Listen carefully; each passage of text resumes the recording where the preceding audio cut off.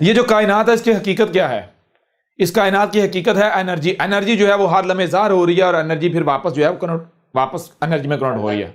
यानी एनर्जी मादे में मादा, फिर वापस एनर्जी में, एनर्जी मादे में मादा, फिर एनर्जी में। ठीक है ना, ये सफर चला है बिल्कुल ऐसे जैसे आप देखते हैं, गौर करें, ये जमीन है, ये क्या है? जमीन है। ये इसका एक्सेस पॉइंट है और इधर जो है ये सूरज है, इधर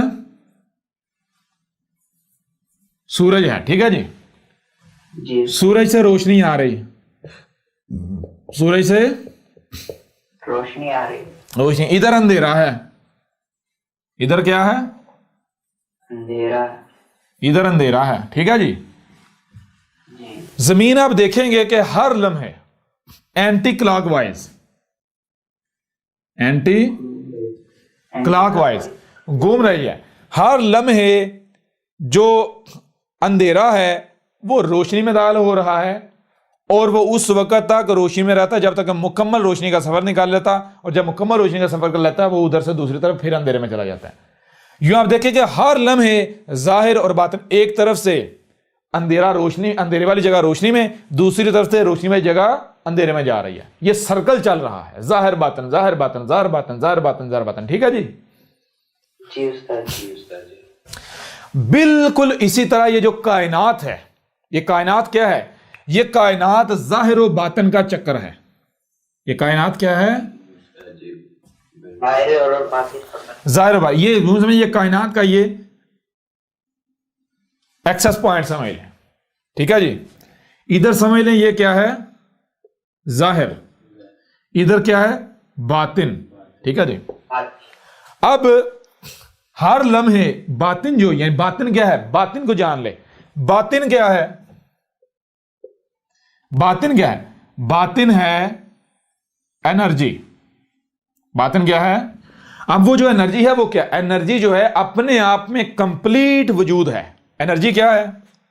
खालिक भी है, खलक भी है और मखलूक भी। ये जो एनर्जी है ये क्या है?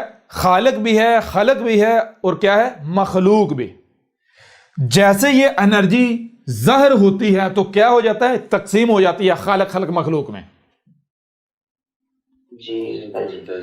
ज़ाहिर में इसके तीन वजूद है। आपने देखा हिंदुओं को, हिंदू पंडित है वो क्या करते हैं? वो तीन लकीरें माथे पर उन्होंने लगाई होती हैं, माथे पर। जी जी जी। माथा क्या है ये जानते हैं? ये क्या है? ये कौन सा सिंबल है?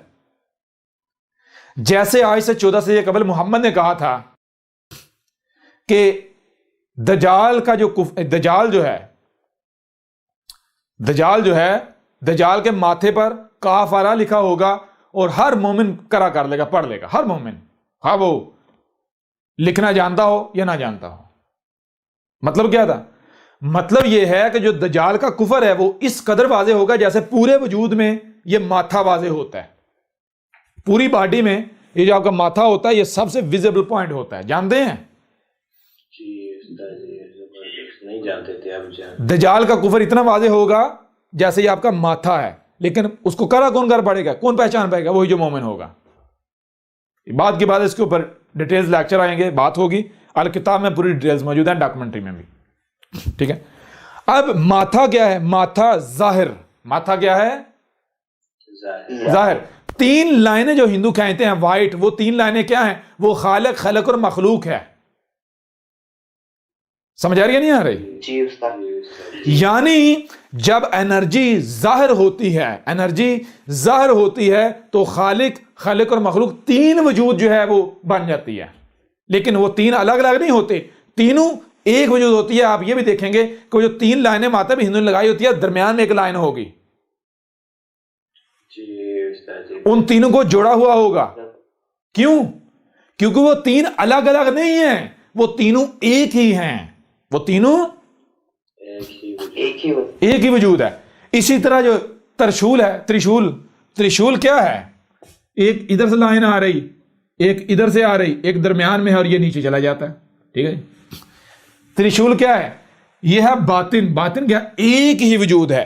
जब ये यहां से, यह जाहिर, यहां जाहिर, यहां पर डमरू बनाया हुआ उन्होंने, जानते हैं डमरू? जानते हैं? त्रिशूल में यहां डमरू बनाया हुआ है। डमरू क्या है? जैसे डग डग डग डग डग, ये क्या है? इसे कहते हैं शिव का तांडव। शिव का तांडव का मतलब क्या है? शिव तांडव का मतलब यह है कि जो शिव है, शिव यानी एनर्जी जो है, वो जब जाहिर होती है, जब वो जिस पॉइंट पर जाहिर होती है, मखलूकात में करोड़ होती है, वो पॉइंट है। वो पॉइंट क्या है? वो वाइब्रेशन पॉइंट है। समझ आ रही है? नहीं, वाइब्रेशन किससे? साउंड वेव से प्रोड्यूस होती है। तो ये जो डमरू लगाया हुआ है, ये साउंड वेव्स का सिंबल है, ब्रह्मा का। समझ आ रही है नहीं आ रही? जी जबरदस्त। तो साउंड वेव्स यानी ब्रह्मा से आगे ये क्या है? ये तीन वजूद में ज़ाहिर हो। ये शिव जो है वो पीछे एक ही वजूद है, बात में एक ही वजूद है। वो क्या? एनर्जी। एनर्जी क्या है? कंप्लीट वजूद। एनर्जी खलक भी है, खालिक भी है, मखलूक भी है, एक ही वजूद। वो क्या है? उस वजूद पर कुछ भी नहीं है जो वो है, जीरो है वो उस वजूद पर, उस मकाम पर। समझे? जब जाहिर होती है तो खालिक, खलक, मालूक, तीन वजूद जो है वो तीन वजूद की सूरत में जाहिर होती है। तीन वजूद, ठीक है ना? और वो तीन वजूद अलग अलग नहीं, एक ही। खालिक, खलक, मखलूक खुद ही है। क्लियर हो रहा नहीं हो रहा? तो ये त्रिशूल, ये पीछे क्या? एनर्जी, एक ही वजूद। यही वजूद आगे जब जाहिर होता है तो तीन में तकसीम नजर आता है, खालिक, खलक और मखलूक। यही आपको माथे बना, माथा क्या है? ये जाहिर का सिंबल है, जाहिर विजिबल। और तीन लाइनें, तीन वजूद, दरमियान में एक, मतलब क्या? एक ही वजूद है जो जब जाहिर हुआ तो तीन जो है वजूदों की सूरत में जाहिर नजर आ रहा है। जैसे मिसाल के तौर पर और आसान कर देते हैं, आपको सुनने के लिए आंखें दी, सुनने के लिए कान दिए, देखने के लिए आंखें दी, जो भी सुनाई दिखाई तो समझने की सलाहियत देगी। तो ये जो कायनात है इसे आप समझे, आपको क्या समझ में आएगा जी? कोई भी शय आपके सामने रख दी, उसे आप देखे समझे, क्या समझ में आएगा? तीन व्यू समझ में आएंगे। एक शय जो वो खुद है, शय, मखलूक। दूसरा जिससे वो बनी, मैटर, मटेरियल, मवाद यानी खलक। और नंबर तीन उसको बनाने वाला। कोई चौथा वजूद सामने आएगा? जी नहीं उस्ताद जी, नहीं आएगा। कोई चौथा वजूद सामने नहीं आएगा। तीन वजूद जो है वो साबित होंगे। तो बातिन क्या है? बातिन एनर्जी क्या है? जिसे कहते हैं असमद, खालक, खलक, मखलूक खुद ही है।